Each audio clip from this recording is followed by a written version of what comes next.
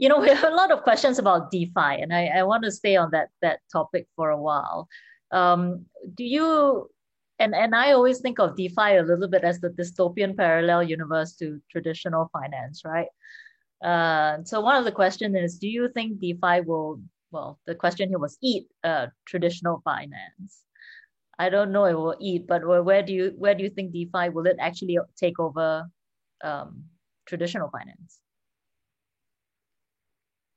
I'll let Damien start with that because he touched on it in his presentation as well. But I have my view, don't worry. I'll say it for afterwards. Sure. I think it's gonna make in the developed world. It's gonna have to like just as like I mentioned the friend of me part. It's just gonna have like the banks to think harder on like different ways to make money. Because DeFi, it's just there and it's like so clear. You can see the code. You can see exactly what it's doing. You can put in money whenever you want. You can take it out whenever you want.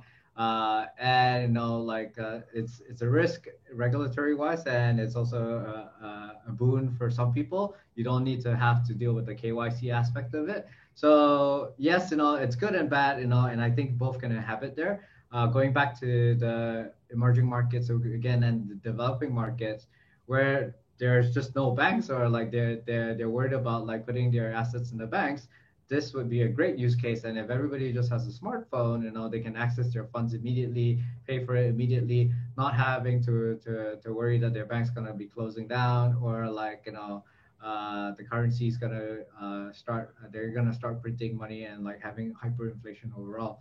So I think they can both live together, and I think there's like use cases. It will definitely grow, and the banks will just start to have to think a lot harder on like what they need to do and can do. I mean, I'm going to touch on that point a bit more, and I think it's the truth, right? Banks are resilient. That's the underlying thing, right? Banks know how to adapt, survive. They can move fast as they want, but more importantly, they have the right stacks in place. They have legal teams, compliance, tech. They know how to twist and turn, right? And I think that there is a place then to coexist for both. Right now, if you were to look at the market, most of DeFi is run by retail investors. And I think DeFi are a brilliant concept in what it is. That whole concept of a trustless without the middleman concept. You are subject to human nature. You are subject to not everyone playing by the same set of rules in how they look at these things. I mean, there's a lot of talk out there. The biggest thing now in DeFi and setting up is DAOs, right? Decentralized autonomous organizations, which can run on themselves, pure governance models for these things. The issue that the people don't realize is that part of the governance and voting process literally is if I hold more tokens, I get stronger votes. So isn't that concept of whales? Isn't that concept of majority? So I do think that that needs to be ironed out, and before that DeFi can really reach the next level. So I do think that there is a place for both to live and coincide. And the fact is this, humans, investors, traditional investors, will never fully put their trust in something like DeFi. Sometimes it's just good to have that concrete structure, that person to reach out to call if something goes wrong.